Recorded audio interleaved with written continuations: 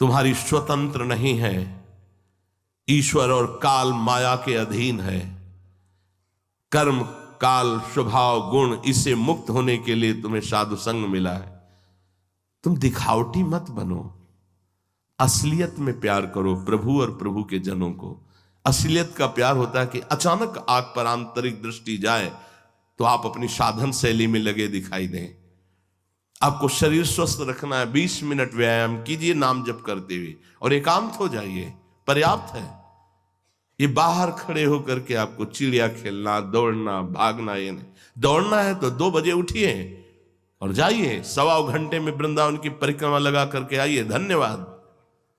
क्या क्या जीवन का बकवास, क्या जीवन बकवास। तुम्हारे पास पैसा है, तुम अच्छा खा पी रहे हो, ये सब तो तुम वृंदावन में शरीर छोड़ पाओगे? अपराध बन जाएंगे, ऐसे रोग होंगे, भाग जाना पड़ेगा संसार से। संसार में भाग जाना पड़ेगा, फिर संसार से भागना पड़ेगा। मान लो हमारी प्रार्थना, भूलो हसीबो खेलिबो खान पान सुखवास। हम खेलते हैं तो प्रियाजू के साथ खेलते हैं। है स्थिति प्रियाजू के साथ खेलने की, उन्हीं से बातें करो, उन्हीं से खेलो, उन्हीं के साथ। वो तो तब आएगी जब पहले हर खेल छोड़ो, तब उनके साथ खेल।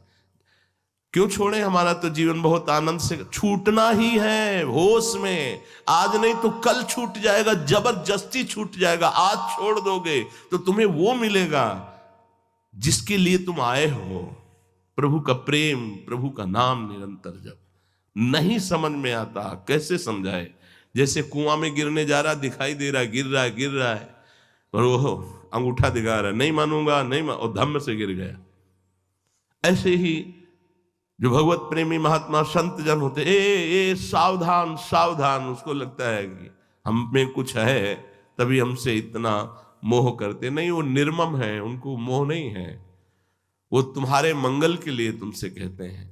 तुम्हारा अपमान करना, तुम्हें क्लेशित करना, तुम्हें बार बार हृदय में चुभने वाले शब्द कहना, इसीलिए भेजे जाते हैं कि एक बार तुम्हारे अंदर जाग उठे कि अब मैं वो नहीं करूंगा जिसका निषेध हो रहा है, अब मैं वही करूंगा जिसकी आज्ञा हो रही। पर वो मूर्ख हृदय न चेत, चाहे गुरु मिले बिरंच सम, फूले ही फरे न बेत। बांस में कितना भी आप खाद पानी लगा दो, उसमें फल नहीं लगेंगे, फूल नहीं लगेंगे। ऐसा ही स्वभाव होता है मूर्ख हृदय वाले का। खलऊ करें भली पाई सुसंगु, मिटे न मलिन स्वभाव भंगु। हमारा मन जो दुष्ट स्वभाव का होता है, यदि कहीं सत्संग भी मिल जाए तो रोज सत्संग में आएंगे, लेकिन करेंगे अपने मन की। मना किया जाता है ऐसे उन लोगों से मत मिलो जो तुम्हारी बुद्धि को भगवदानंद से विचलित कर दे। लेकिन वो उन्हीं से मिलेंगे जिनसे भगवदानंद विचलित कर दिया जाए। वो वही सोचेंगे जिससे प्रभु से विलग हो जाए। कैसी भगवान की दुरंत माया है। गुरुजन चिल्लाते रहते हैं तो उनको लगता है कि इनको कोई स्वार्थ है मेरे से। नहीं नहीं, एक ही स्वार्थ है, तुम भगवत प्राप्त हो जाओ। तुम स्वयं में इतने समर्थ हो जाओ कि तुम्हें काम क्रोध लोभ मोह परास्त न कर पावे। तुम इस चमड़ी से मुक्त हो जाओ, इस चमड़ी के प्यार से मुक्त हो जाओ और प्रियालाल के उस अद्भुत प्रेम रस में डूब जाओ, जहां रूप छटा अद्भुत निरखी, थकित भये मुख नैन। प्रियालाल की रूप छटा, ये बड़े बड़े योगी जन चाहते रहते हैं, सनकादि शिवादि। देखो अपने लोगों को तो सांसारिक लुभायमान वस्तु व्यक्ति स्थान, अगर कहीं इस प्रकृति के स्वामी जिन्होंने रचा है, कितनी सुंदर प्रकृति, अभी तो आपने देखा ही नहीं सुंदरता प्रकृति की। ये तो मृत्यु लोक है, इसी में ऐसी घाटियां, ऐसे ऐसे सुंदर झरने, ऐसे जहां व्यक्ति नहीं पहुंच सकता। आदि भूमि में निवास है। आदि भूमि तो देव भूमि है, जहां सिद्ध और देवता जाते हैं। इसके बाद देवलोक है, ऐसी ऐसी अप्सराएं कि सीधे एक अप्सरा उतरे तो मूर्छित हो जाओ देख के। केवल इतनी हिम्मत नहीं कि उनके रूप को देख सको। ऐसे ऐसे गंधर्व हैं कि आलाप कर दे तो तुम्हारे प्राण निकल जाए। देवलोक भूलोक रसातल सुनि कवि कुल मत डरिए, सहज माधुरी अंग अंग की कह कासो पटतरिए।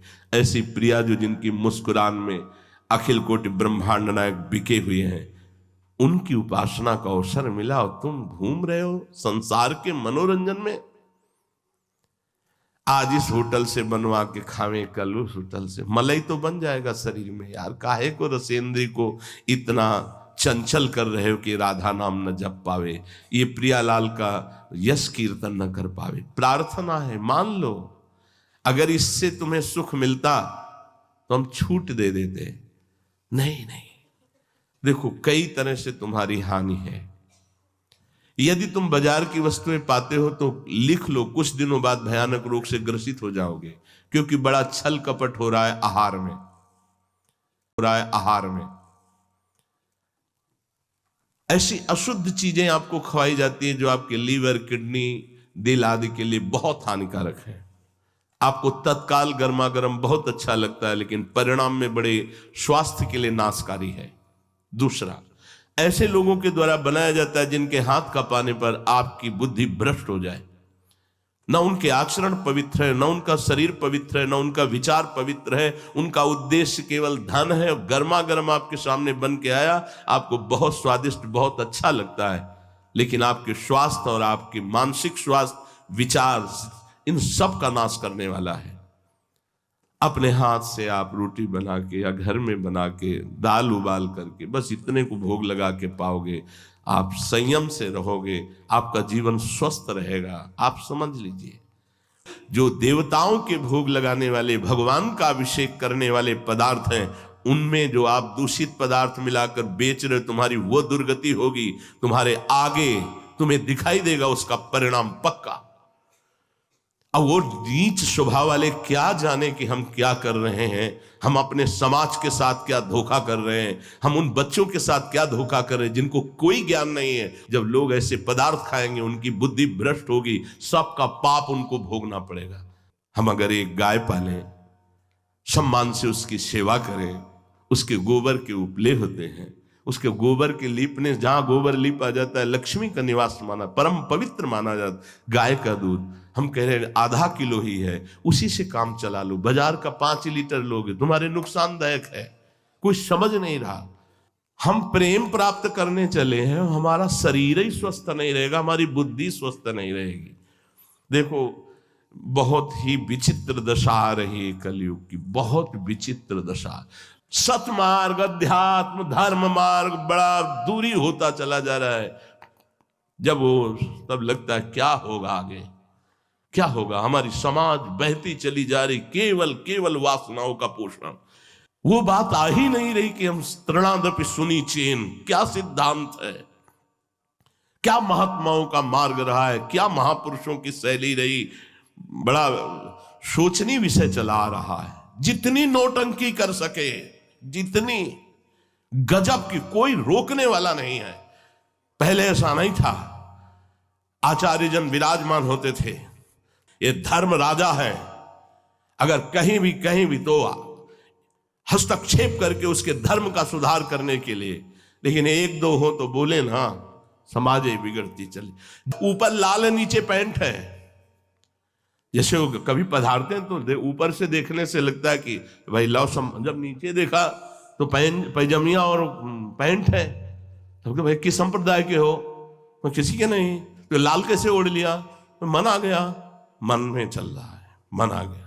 मनमानी वेश, मनमानी आचरण, मनमानी भोजन, कोई तस्मा शास्त्रम प्रमाणम, तुम ऐसा आचरण क्यों कर रहे हो? कहां शास्त्र में लिखा हुआ है? कोई उत्तर नहीं, कोई पूछने वाला नहीं। बोर्ड लग रहे हैं, संसार वाह वाह वाह, वो अज्ञानी जनों के द्वारा दिया हुआ सम्मान नरक ले जाएगा। या मनमानी किसी की नहीं चली, ना हिरण्यकश्यप की चली, न रावण की चली, किसी की नहीं चली। साधक साधु वही है। तस्मात् शास्त्रम प्रमाणम ते कार्य कार्य व्यवस्थित। तो तुम्हारी हर चेष्टा शास्त्र में लिखी हुई है, प्रमाणित होनी चाहिए, मनमानी आचरण नहीं। आज मनमानी आचरण की पूजा हो रही है, आज मनमानी आचरण का गान हो रहा है। कैसे सत्मार्ग मिलेगा?